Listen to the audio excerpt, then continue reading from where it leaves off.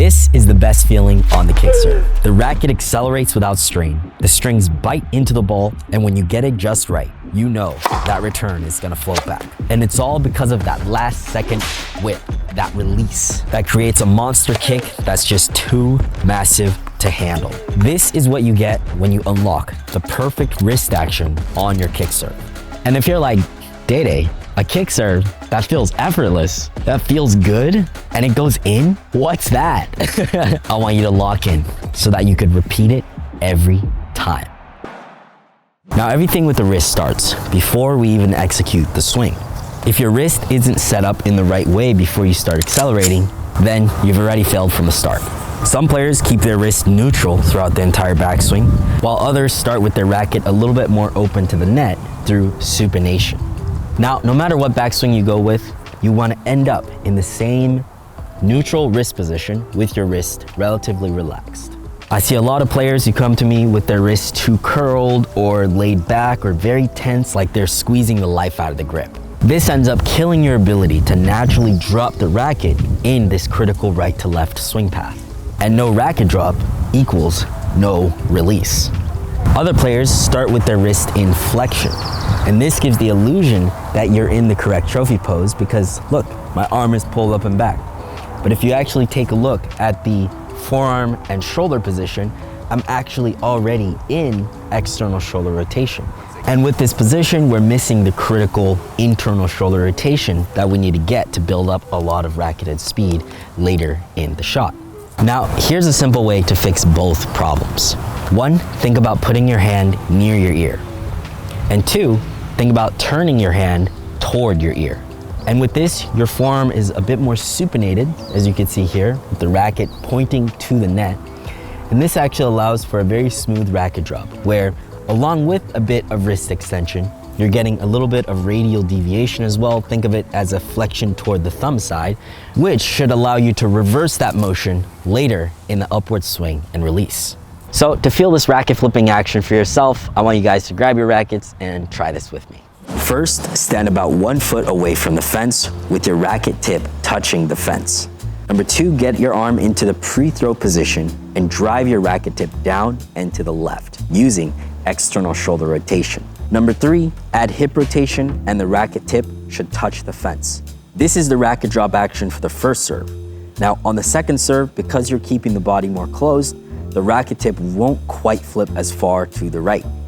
Instead, focus on pulling your shoulder up more and feel the racket flip behind you, and alternate between the first and second serve. Now, up to this point, your wrist action has looked a lot like what you do on a flat serve. It's neutral in the trophy pose and lagging through radial deviation, extension, and supination on the drop.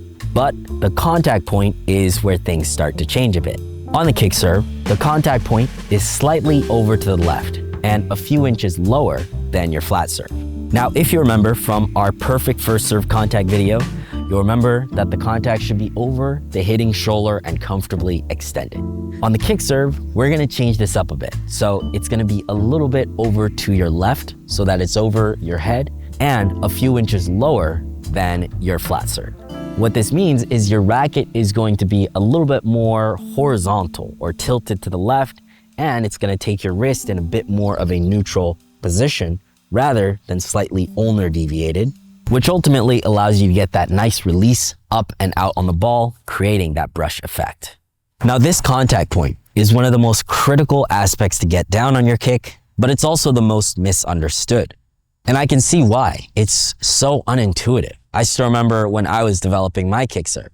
I mean, my ground strokes were a lot easier because with this steep upward swing path, I can have a lot of leeway and create a lot of brush on the ball in 100 different ways. But with the kick serve, you're making contact near full extension, way above your head, which means that the only way to get proper topspin on the kick serve is that last second release, which is impossible to do if your racket is straight up and down or your contact is too high. And this is usually what turns players' kick serves into an accidental slice serve.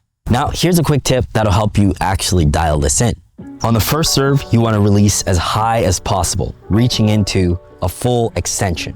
The kick serve, on the other hand, you want to feel like you're catching the ball a little bit lower and closer to your body so that you have a lot more room to release up and out on the ball. Now, of course, you're not making contact too low because now you're going to actually be jammed and force yourself to push the ball. Instead, you want to make comfortable contact, like I mentioned, a few inches lower than on your flat serve so that you have a lot of room to release up, just like so. Now, to get the maximum effect of this wrist release through contact, two things need to happen. Number one, your wrist needs to stay passive through this release. If you haven't learned the correct arm action, you're likely going to try to force this upward racket movement through an active wrist snap. But you see, the forearm and the wrist are simply too weak and the muscles here are too small to be able to generate all this force ourselves. So this causes unnecessary tightness, or worse yet, injury. It's kind of like if you're riding a skateboard downhill. When you're starting from zero, you kick the ground and you start gaining speed. But at a certain point, when you're going fast enough, kicking the ground doesn't actually do much to help you accelerate more, because there's no amount of your foot hitting the pavement that's gonna match the speed that you're already going. And in fact, if you actually try to kick the ground even more, you'll probably end up either slowing down the skateboard or worse yet, getting injured. So it's the same thing on your kick serve. When you're starting out from zero, you can use this wrist action to learn a little bit more of how the racket should be moving through contact. But at a certain point, when you're using the bigger muscles like your legs, hips, and your core, using the wrist and the forearm actively is only going to take away from your serve and only hurt you in the process. Now, the second thing that needs to happen for this wrist to release is we have to get the internal shoulder rotation, and it has to be independent from the forearm pronation. Let me explain. If you set your arm up here in the 90-90 position that we talk about in a lot of our videos, you'll notice that the shoulder external internal rotation is actually going to help drive this racket up. And at the same time, this forearm pronation is going to drive this racket forward. So to really feel what I'm talking about, I want you to try this drill with me. First, I want you to extend your arm out in front of you just like this with your palm to the sky. Then, through shoulder and forearm rotation, you're going to turn almost like you're turning your bicep until your palm is pointing down. Now I want you to grab your racket and your continental grip and try the same exact thing. And what you'll notice is with this arm fully extended, this shoulder and forearm rotation is going to help drive the racket forward. Now this time, I want you to do the same thing, but bend your arm to your side, just like so. Now what you'll notice is you're not necessarily using your shoulder to turn the racket forward, but instead just your forearm. So we're breaking up the movement of the forearm and the shoulder. Now on the kick serve, this is a good thing because we need to be able to isolate these two motions, unlike what we would do on the flat serve. So this time, get into that double L position again, where your elbow is drawn up and back, and you have an L shape at the elbow and an L shape at the shoulder. From here, grab your racket, and I want you to do like I did earlier, external rotation and internal rotation, just like so. And what you'll notice is this racket is driving upward through the use of shoulder rotation if I bend my elbow. And if I do forearm pronation, this is what's gonna take the racket forward, just like so. And these are the two big drivers on the kick serve. The initial internal shoulder rotation helps drive the racket head up, while the pronation actually helps to drive the racket forward so that you still have a bit of drive on your kick serve. So as you can see, we're not trying to completely remove pronation from the picture. We just need to get the shoulder action down first, because this is what's primarily going to help drive that racket upward, and then eventually through the use of pronation, start adding more depth to your kick serve. So in a nutshell, if you make contact a little bit lower and your forearm isn't overly active, you should naturally get to the proper upward release or ulnar deviation with your wrist. And this makes your kick serve feel a little bit more like your slice serve rather than your flat serve, where you're going to focus on throwing the edge of the racket toward the ball, just in a different direction. And once you get a feeling of cutting the ball through shoulder rotation, you can add more forearm pronation for extra speed and depth on your kick.